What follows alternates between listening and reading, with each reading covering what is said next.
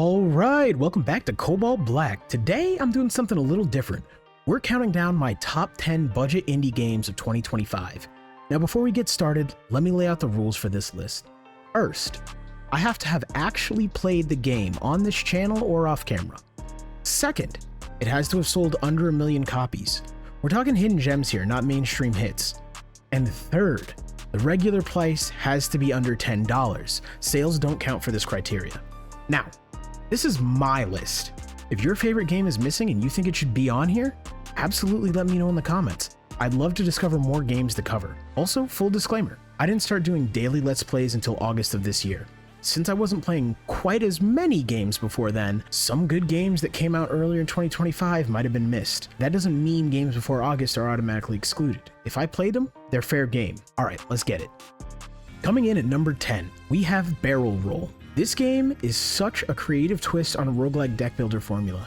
Instead of building a deck of cards, you're building a revolver cylinder with 6 slots. Each slot holds a different bullet with unique effects, and you're rotating through them in turn-based combat set in a futuristic Wild West. What makes Barrel Roll special is how it takes the deck building concept and makes it more deliberate. You always know what your next 3 bullets are, so there's less RNG and more strategic planning. You load up on damage bullets, shield bullets, or a mix of some of the crazy synergy bullets that trigger off special combinations. The art style is stylized and clean, and the game, just released in October 2025 after a really strong playtest period, at around $5, the reviews are sitting at 99% positive, which is pretty much unheard of. If you like Slay the Spire but want something that feels more tactical and less draw dependent, Barrel Roll scratches that itch perfectly. It's a short, focused experience that respects your time while still giving you that one more run addiction. At number 9, we've got Kill the Brickman. This one's a trip. This game comes from the publishers of Vampire Survivors and is a turn-based roguelite that combines brick breaker arcade mechanics with bullet building synergy. Yeah, you heard that right. It's Breakout meets deck building roguelite, and somehow it works incredibly well. Instead of building a deck of cards, you're building loadouts of bullets. Each bullet has different properties. Some explode, some corrode, some multiply. You're arranging them in clips, combining them with relics, and trying to find out synergies that turn your basic pea shooter into an absolute brick demolishing monster. The turn-based nature is what makes it work. You're not frantically bouncing a ball around. You're planning your shots, thinking about angles, considering which bullets to use in which order. It's got that puzzle game satisfaction mixed with the build experimentation of a roguelike. The game released in August 2025 and has been getting regular updates. The developers just added a mid-run save feature and improved the tutorial based on player feedback, which shows they're listening to the community. The retro pixel art aesthetic is charming, and there's something deeply satisfying about watching a carefully planned shot chain react through a wall of bricks. At around $5, Kill the Brickman is one of the most creative genre mashups I've played this year, and if you like both puzzle games and roguelikes, this is a must-try. Number 8 is Die For The Lich. If you like dice, boy do I have a game for you. This is a dice-based roguelike deck builder that just hit early access in November. Instead of collecting cards, you're collecting dice. Everything from regular d6s to lucky dice that always roll high, to weird specialized dice that interact with your equipment in unique ways. The hook here is that each weapon you find has its own rules for how dice work with it. Maybe one weapon needs you to roll pairs, another might want you to roll under a certain number, another might trigger a special effect when you roll specific values on specific dice. It creates this puzzle-like combat where you're not just managing a deck, you're managing a dice bag trying to manipulate the probability in your favor. You fight folklore creatures, things like Strigoi and Vitala, on your way to face the Lich himself. Art style is this really nice 2D hand-drawn look, and there's meta progression through challenges that unlock new dice types and equipment. Now, I will say, it's in early access and the balance isn't perfect yet. Some of the higher rarity weapons feel underwhelming compared to your starter gear, and the difficulty curve can be punishing, but the core concept is solid, and the developer is actively taking feedback. At $9.99 regular price, it's under that $10 threshold, and the demo is still available if you want to try before you buy. Lucky number 7 goes to Slots and Daggers. This game is wild. It's a roguelike where combat is resolved through slot machine mechanics. You're rolling these slots, and the symbols that line up determine your attacks, defenses, and special abilities. But here's the thing. It's not just pure RNG. You can manipulate the reels, add certain symbols and subtract other ones, and build your character around specific symbol synergies. There's a surprising amount of depth here. Different symbols can deal either physical, magic, or status damage. Some let you block, and some give you money. You're finding relics that can be activated for a cost, and the timing of those can be key. The vibes are fantastic. You've got this sepia-toned steampunk-like display sitting on a casino table with dice and cards everywhere, and it shouldn't work, but it absolutely does. Each run is quick, maybe 30 to 45 minutes, which makes it perfect for those I've got a little time to kill sessions. What impressed me is how they took what could have been a pure meme game, haha slots in a roguelike, and made it genuinely strategic. You're thinking several reels ahead, planning your build around symbol synergies, and the dopamine hit when you line up that perfect spin that decimates the boss is chef's kiss. It's sitting at around $8 regular price, and for what you're getting, it's an absolute steal. At number 6, we have Overlooting. This is an inventory management roguelike where your equipment is the game. Think of it like Resident Evil's attaché case was the inventory and your equipment means everything. You play as one of 3 characters: Maximilian, the noble hero, Liz, the legendary thief, or the Shadow, an enigmatic being everyone thought was the source of corruption. Your unlikely group is fighting to defeat dark force corrupting the world, and each character has different starting loadouts and playstyles. Here's how it works. After clearing an area, you find a chest that offers 3 pieces of equipment, varying rarity. Each piece belongs to a set, and you're equipping enough pieces from the same set unlocks powerful passive abilities.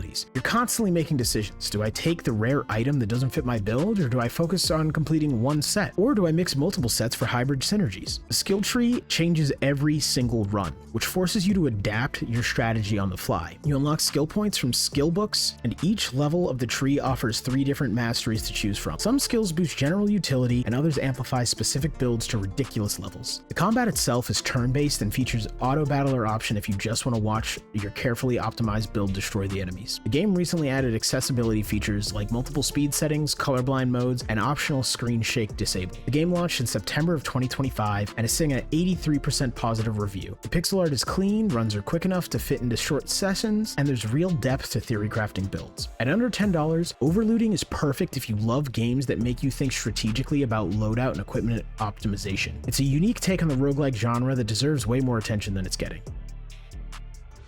Number 5 is Forestrike. This one just launched in November from a Kyoto-based developer published by Devolver Digital. Forestrike is a martial arts roguelike inspired by classic kung fu movies. You play as you, a warrior trying to free the emperor from an evil admiral. But here's the hook. You have a power called Foresight. It lets you rehearse every fight in your mind before it actually happens. So every encounter, you get to practice it first, as many times as you like. You can try different approaches, see how enemies react, figure out optimal strategy, then you commit to the real fight. It's like having a puzzle-solving phase before the action phase, and it creates this unique rhythm where you're constantly learning and adapting. The martial arts combat is gorgeous. Beautiful pixel art with handcrafted character animations. You choose from 5 different martial arts schools, each with completely different movesets and philosophies. What really impressed me is how the game captures that martial arts movie feeling. Every encounter feels choreographed, every move is deliberate, and when you expect perfect combo, it's like watching a fight scene from an old Shaw Brothers film. It's around $10. Forestrike is a love letter to kung fu cinema wrapped in a tight roguelike package. If you like martial arts, puzzle combat, or just beautiful pixel art, this deserves your attention.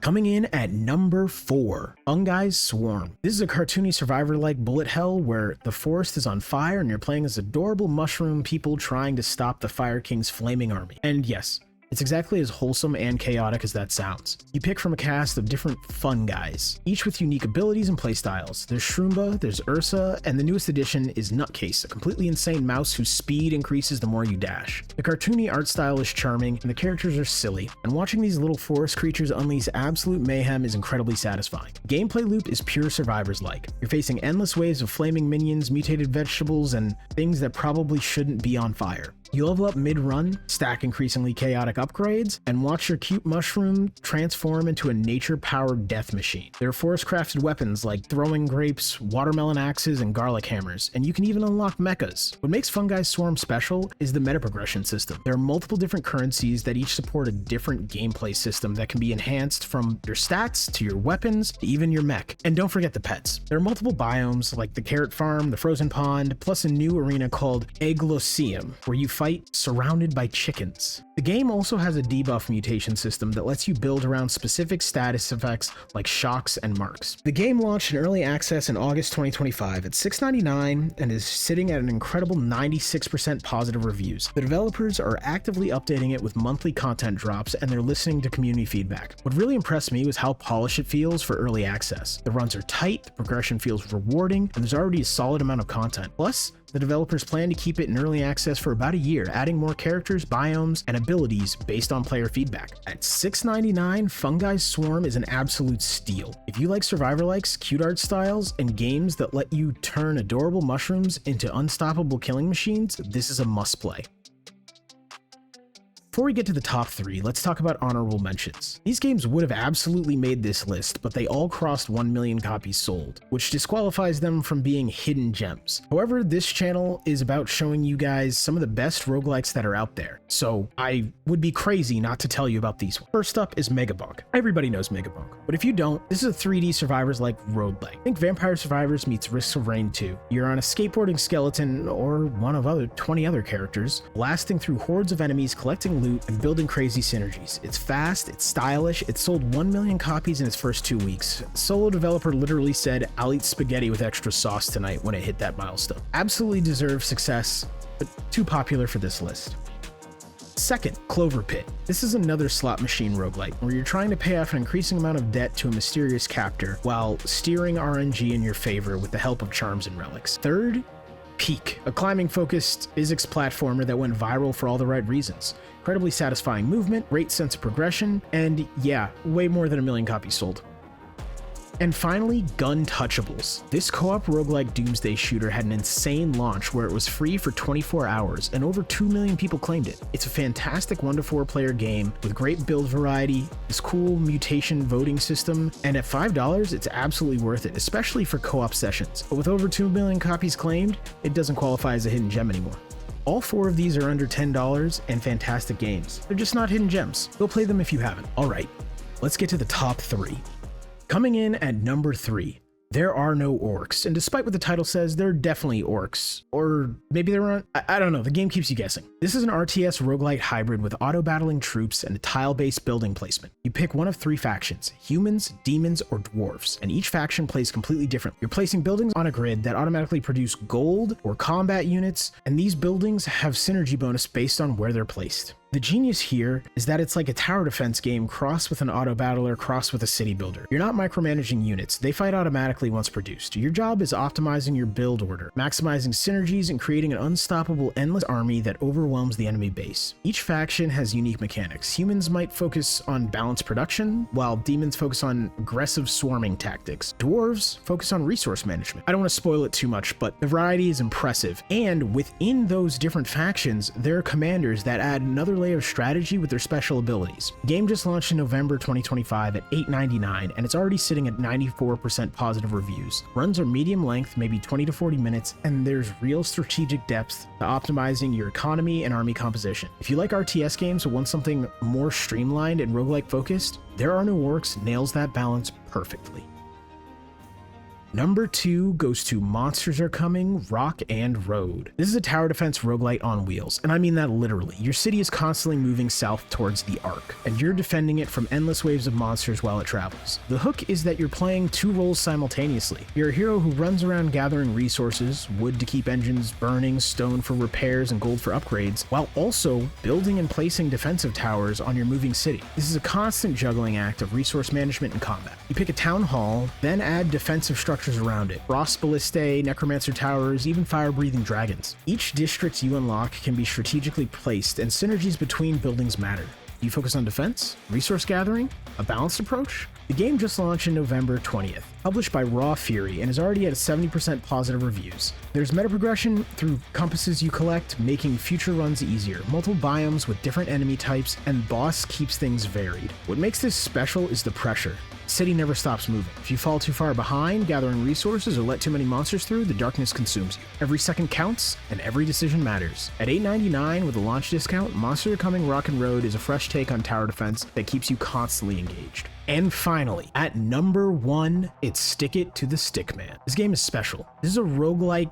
beat 'em up, but also an auto battler and also a platformer. There are so many game modes, it's actually hard to keep track. The genius of Stick It to the Stickman is in its blend of engaging gameplay mixed with the variety of its missions, and this is all layered over this anti-capitalist backdrop where you're working your way to the top of a corporation only to find out there's always someone above you. You can steal cars and run from the cops, you can work in a warehouse or an office job, and let's not forget wandering around the map map and gentrifying the neighborhood. The progression system has you unlocking new Stickman fighters, each with their own starting movesets and special abilities. Some are aggressive brawlers, other defensive counterattackers. Saitama's there. The variety keeps runs feeling distinct. Can we talk about how funny this game is? The Stickman aesthetic is inherently comedic, and the developers really lean into it. The over-the-top ragdoll physics and the absurd weapon combinations and the ridiculous boss fights. It's all delivered with this tongue-in-cheek humor that never gets old. The game respects your time. Runs are reasonably quick, the meta progression is meaningful, the difficulty curve is well balanced, and it's $5. It's an absolute no-brainer purchase. Stick of the Stickman takes roguelike formula and adds this layer of physical comedy and immediate feedback that makes every move feel satisfying. It's creative, it's polished, it's fun, and it's my #1 pick for budget indie game of 2025.